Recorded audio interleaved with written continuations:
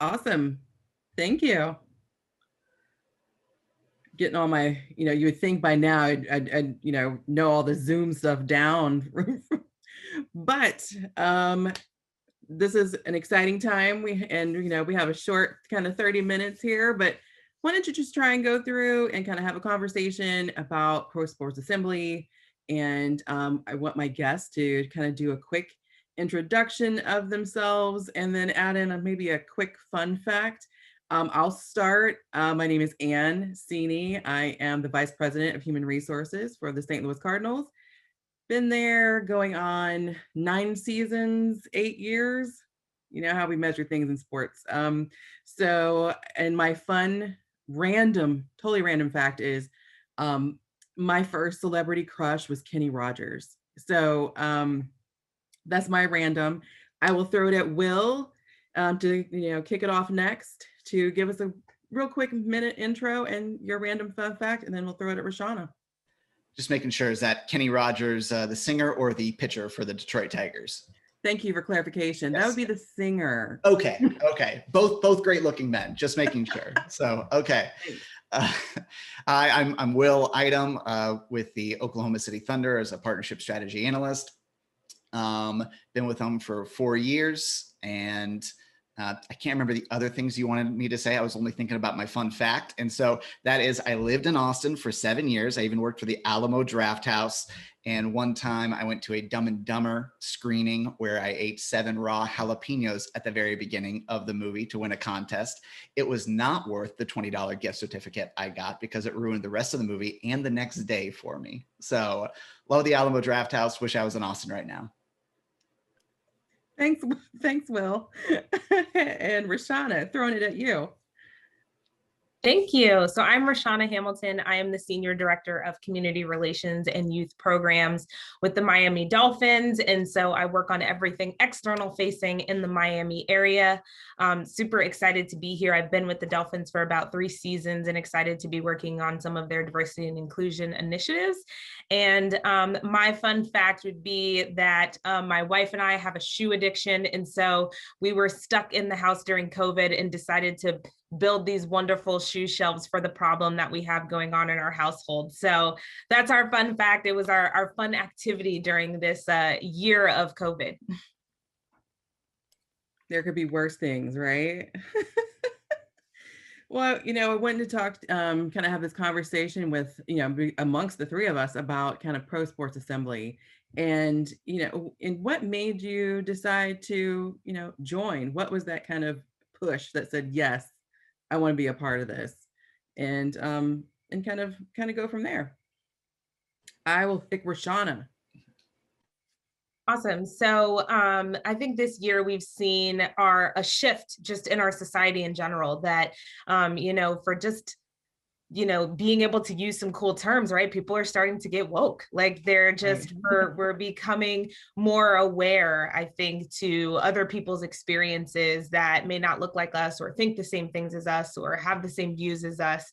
And so at the Dolphins, we were not immune to that. And we took a look at our organization. We're already doing a ton of diversity and inclusion work. Our owner, Stephen Ross, owns an organization called RISE, which is the Ross Initiative in Sports for Equality. And so we were already working with RISE to kind of do this diversity and inclusion work. And so when the opportunity came up to learn more about the Pro Sports Assembly and the work that they were doing to really have a community of advocates and just diverse leaders within sports, right, that are trying to bring about change, we said that fits what we're trying to do in the community, that fits what we stand for as an organization, that fits what our owner believes in and wants the Dolphins brand and the RISE brand to embody. And so that's what really made us become members as an organization, and then to also share that with employees so they have an opportunity to learn and be part of change. Awesome. Will, kind of what was your thoughts when you heard about Pro Sports Assembly? Were you kind of what is this? What is this organization? What are they doing? Yeah. What are we here for? Well, it's funny, as we were talking yesterday, I found out yesterday that I was the first person to join the assembly, first non-board member to join. So the reason I think I was the very first member to join is candidly because I went in blindly. That's not to say that I didn't know what I was signing up for. It's Right. just that when I saw who was on the board of directors, and then when I watched the mission statement video, if you will, I didn't really need any more info. I knew this was going to be something great. And Right. so that said, after 6 months, I'm still a member and I know a little bit more about the assembly beyond a 2-minute video. So, Right. I have a couple of reasons why I'm still here, and that might be a better way to answer that Yeah, question. And absolutely. I think they kind of, I think they kind of fit into like one of two buckets. One is diversity and support, Mhm. and the other is diversity and thought. And Right. so diversity and support, I don't know if any of you can tell from my stream, but I am a white male, a straight white male.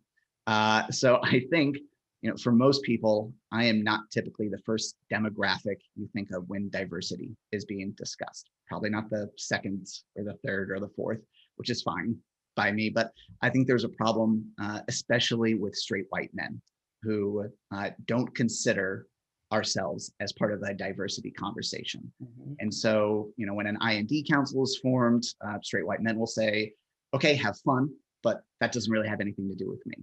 And sometimes foolishly, the perceived notion is, if anything, an I&D council is a threat. Poor us, Mhm. that's absolutely wrong. But if we are part of the diversity conversation, we should be. And it's because, not only do we make up a large portion of sports business professionals in general, but also a large percentage of the executive roles with influence. And so it's Mhm. absolutely important that we encourage more straight white men to be a part of the discussion. So simply from a support standpoint, that's why I'm part of the assembly. I'd like to believe that just by being in the group, it Mhm. encourages others like me to join the fight, the conversation, etc. Right. And honestly, I think there's probably a part of me that would have hesitated or maybe had more of a wait and see approach to joining had I not seen Dan Gladstone as one of the board of directors, another straight white male. And so I'd like to think that that has an effect of just being part of the conversation. And the other reason why I'm excited is more of that diversity of thought. I don't think I have to explain the importance of diversity in the workforce to people who are in this conversation who are listening. I'm pretty sure you all get it, and you've probably been shouting it from the rooftops far longer than I have. But I will say that I'm not just in this group to be a cheerleader for diversity or to be an ally. Probably more than anything, the long-term benefit of joining this group is going to be the conversations on finance, sponsorship, analytics, innovation, all of which will be had between a diverse group of sports business professionals. Where for me, I'll certainly participate in those conversations, but I'll especially be listening, Right. because that's one of the benefits, obviously, of having a diverse group is diverse thought and perspective. I can have 10 networking calls on sponsorship with 10 straight white males. And by and large, all those conversations are going to sound very similar, very homogenous. Right. And so it's on my networking calls with those from other different backgrounds where I learn new perspectives and I learn to see things a different way. So those are kind of the two reasons why, in hindsight, I probably joined and why I'm still here and why I'm excited Mhm. to be here for years to come. And I totally agree with you and Rashana.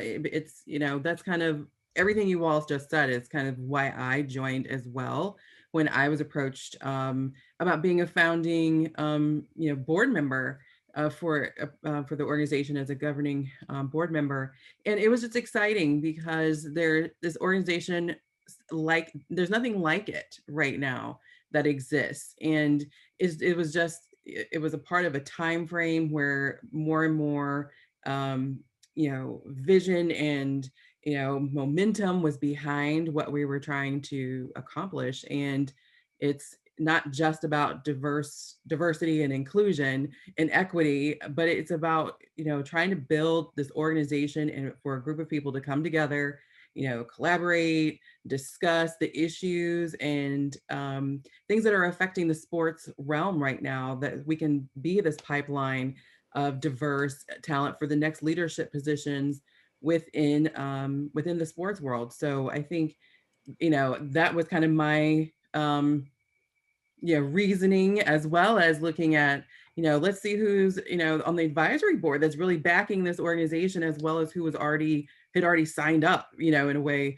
and I'm like, oh, this is gonna be a great group of people. Like I want to get in now and really be on the ground floor of like building this organization and what we can do. Because I really feel like this organization is going to make an impact on the sports world. I have no doubts about that. And I think it's exciting. And hopefully people will go out there and look us up at the Pro Sports Assembly. Let me make sure I get the, of course, let me get the website right, but it's prosportsassembly.org, to make sure you see what we're doing and then get in on the ground so we can really kind of move forward. And, I'll throw this at either one of you, whoever wants to jump in. It's kind of like we were talking was, it's a new organization. And so sometimes people may hesitate to kind of say like, well, I'm going to wait. I'm going to wait and see what happens.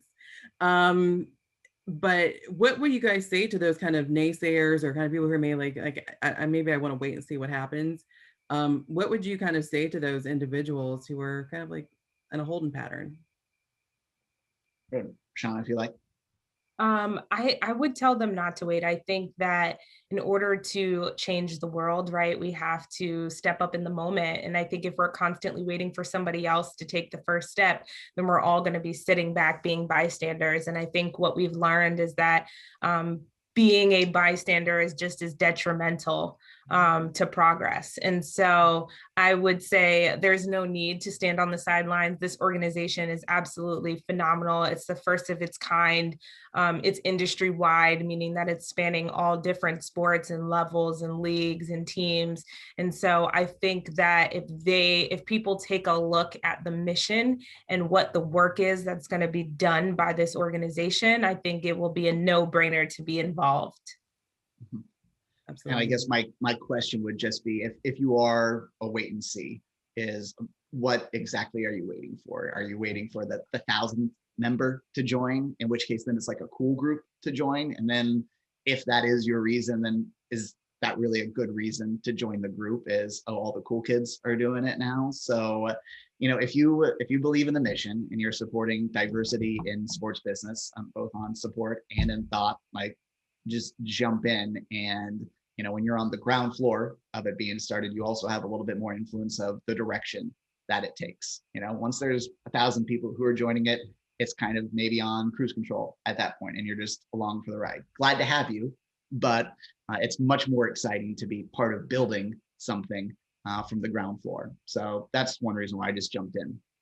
Yeah, I agree. It was, it gets me excited to kind of be able to kind of help build something, have some input, especially, we've all been in sports for a while, and we see some those gaps that we feel like, I just wish this would happen.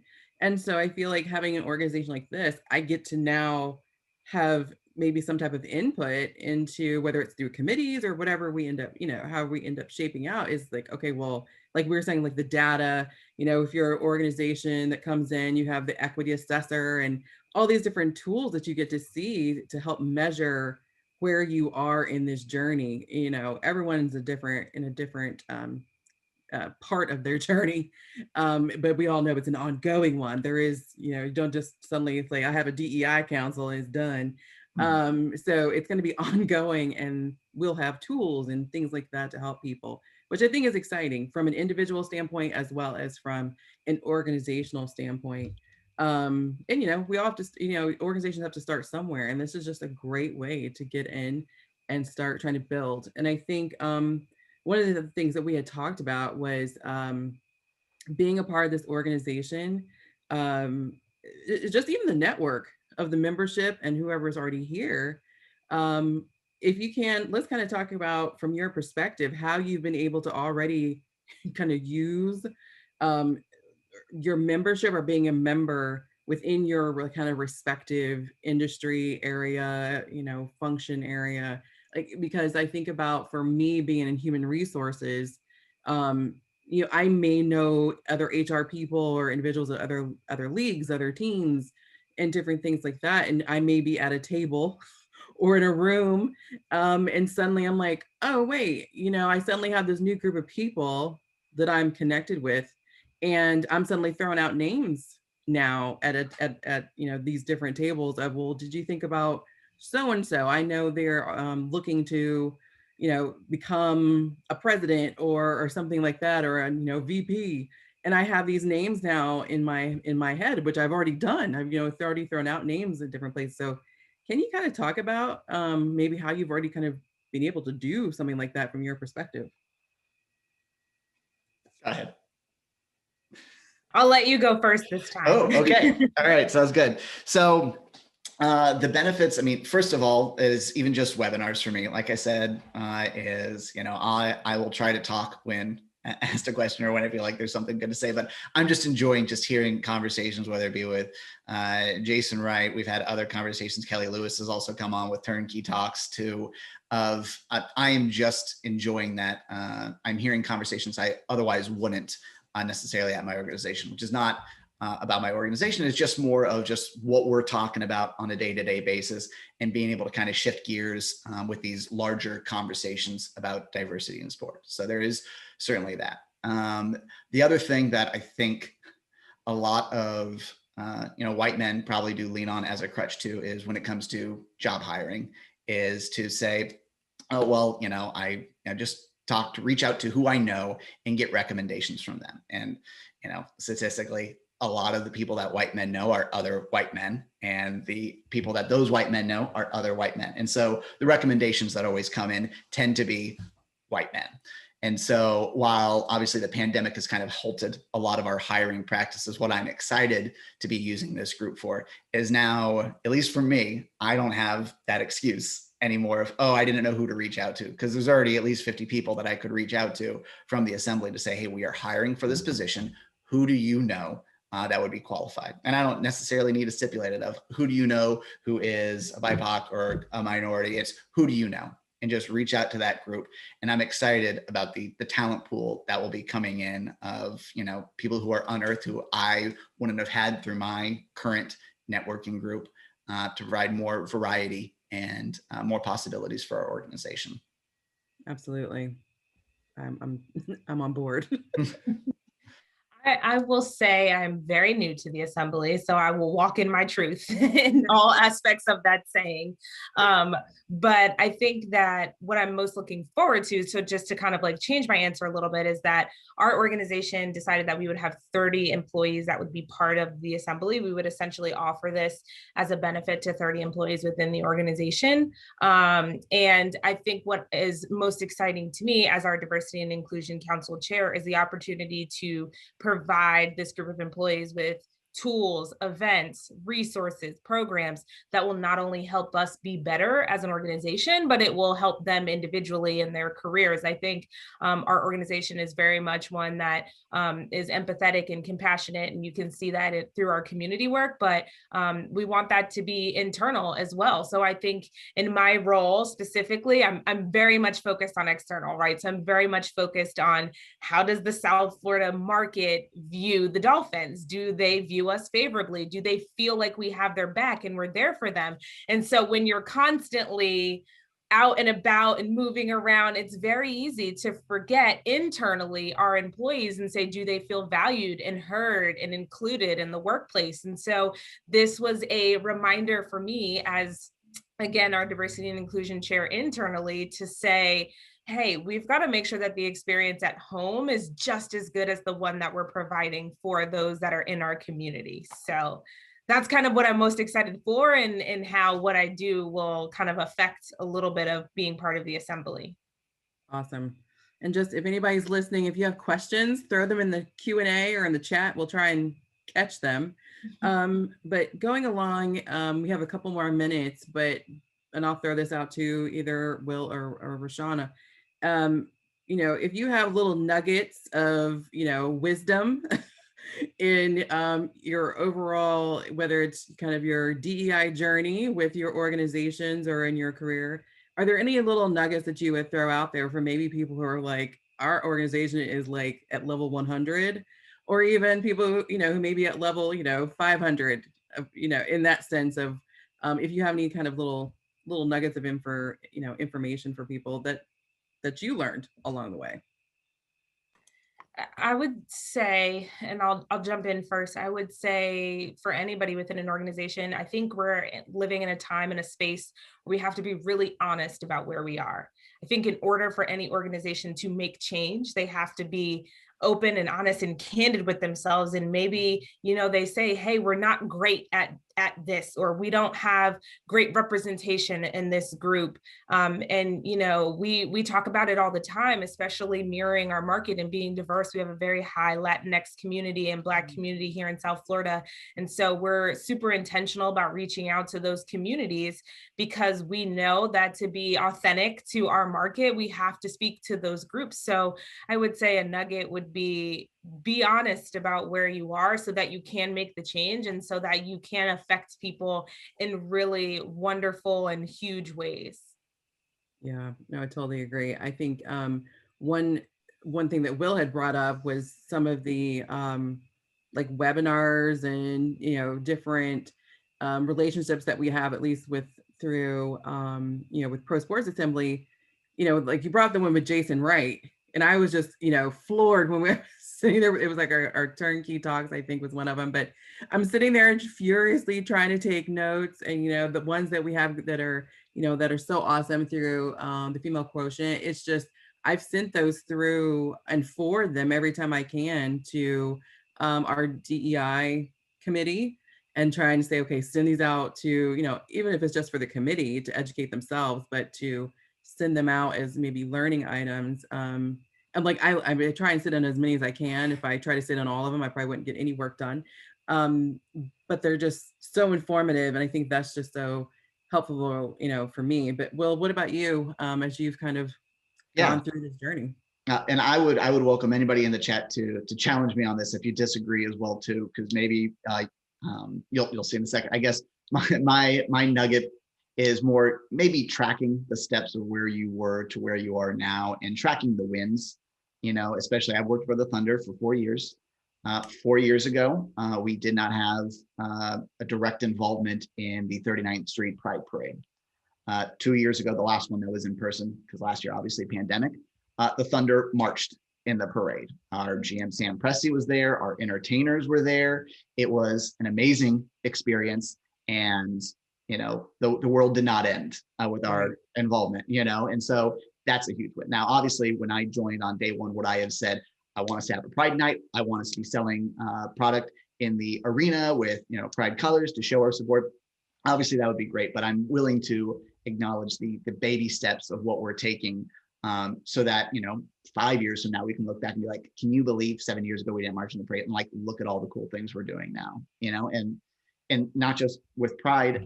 Every year at the end of our season, our chairman Clay Bennett, Mr. Bennett, provides books for us to read. Usually it's like biographies on like Mickey Mantle. There was one on Abraham Lincoln. It's usually two. There are always really great recommendations. Well, last year at the end of our season, the two books he gave to every single employee was Caste and Tulsa 1921.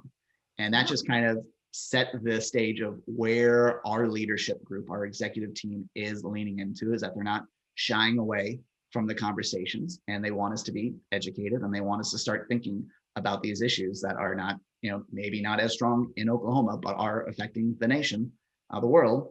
And so those are the things that I get really excited thinking about, is not so much what were we 4 years ago, but what are those little victories that we've had that I know the next couple of years are going to be even better. That's a great point, because I've had those kind of conversations with our kind of DEI committee internally too, which is, we always want to just, keep going and do more and faster. Right now is not enough. And then sometimes I have to say, okay, let's pause for a second. I get it, but let's use it, like you said, well, let's count our little wins. It's a journey. I think it was Kimberly Davis who was like a senior EVP at NHL, which has kind of said, it's a movement, not a moment. We want to make sure there's a movement that has momentum. Let's just keep moving, and we have to count our little wins. And so it's the same kind of thing. It's the if 7-8 years ago, who was having DEI committees or councils, right, wrong, or otherwise. And so it's exciting to see. And we all know we all have a ways to go. No one is perfect. And it's just exciting to see where we can go, and organizations like Pro Sports Assembly popping up to help organizations along the way. And it's just really exciting and gets me energized to kind of see what else we can do. And I think one of my nuggets that I've learned along the way is when we were starting at the Cardinals with what our DEI kind of journey was going to look like, I kind of called a bunch of DEI gurus in some of the corporate organizations around me that I knew. And I said, what were your mistakes? What, now that you all have been doing this, you all have been doing this a long time. So what did you do wrong? And then tell me that. I don't want to know what you did right. I want to know what you did wrong. So that way I can start where you are having success. And so for me, they pretty much all said the mistake was starting with recruiting. They all said, let's get more, diversity in here. But what they really found was the issue was culture. And so they said they wished we had started with culture first and, having an inclusive culture. And then from there, a lot of these other things are just a natural product. Not that you don't have to be intentional, but having an inclusive culture really then helps with the diversity in the sense of hiring, and not just persons of color, but also from other, whether it's people who are differently abled, if it's veteran status, all these different things that you could consider under, diversity. And so I think that was kind of one of my big nuggets that I kind of learned. How And have I you, think it's been oh, true. sorry if I, No, how no. have you worked on the culture side of things then at the Cardinals? Is it, group conversations, lectures, webinars, or what have you found to be working the best? All of the Yeah. above. And I think from my standpoint, it was honestly, it's relationship building.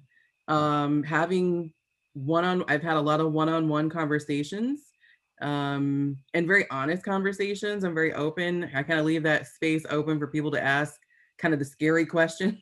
Mhm. And sending people out to, different training, bringing things in. Um, and it's been great, even on our baseball ops side as well as our business operations. We've had different trainings, and I've had people after years of doing it have come up to me and say, like, this is great. Especially our coaches have said, we keep talking. They're like, and we keep talking after we're done. And I was like, that's the greatest compliment, that you all are still having these conversations. That means you're doing something right. And even though sometimes it wears me out, but it's been great. So it's exciting. I'm excited to take this journey with you all, and hopefully, I can't wait to see the impact that we all have on the sports world. I think it's going to be exciting. You guys have any last words of wisdom before our kind of our time is coming nigh? Uh, no. Other than obviously, if there's anybody listening who wants to connect on LinkedIn, like especially when it comes to how do I get more white people involved in this sort of stuff, again, I don't know how great I am on advice. I am typically a lot of times joining these groups because I realize I need advice and I need help. So also consider pro as well too. I said on the call yesterday, it's very much like the Blind Melon video of the bumblebees all getting together. It is great to be in a group with other like-minded individuals. It's very uplifting and inspiring, and I always get excited when an email comes in my inbox of a new webinar or a new discussion topic. So, But no, that's real, Will. That is probably a real common question for people to have, especially. So, that's real. Rashana, No, answer. no, just thank you so much. And again, just look into the Pro Sports Assembly, becoming a member, and just wherever you are, affect change where you are, and it will have a ripple effect until the world is a better place. Oh, that's good. Oh, yeah. That's having that ripple effect. That's yeah, make an impact where you are. I think that's also this stuff can be so overwhelming. It is about make an impact where you are. I think we all can, whether even if you are at a entry level position and you're brand new, or if you've been working in the organization for 50 years, whatever it is, you can have a certain level of influence and impact within your circle. What is your circle of influence? And I think you can make an impact wherever you are. So I think that's been I'm trying to think if I have any other little nuggets. I think one thing that I overheard someone say that I have wrote it on my big whiteboard in my office, which is, what was at one point accepted is no longer acceptable. And I kind of repeat that in my head sometimes to even question myself about maybe certain things I think, or the way how I think things through. And even when we bring these up in different trainings, it makes you kind of think. So I think, and we as we go through some of this DEI journey, understanding that what was once accepted is no longer acceptable. So it helps you frame how you frame your conversations and things like that. So I would say it's helpful. It's helpful to have your little catchphrases to self-assess. All right.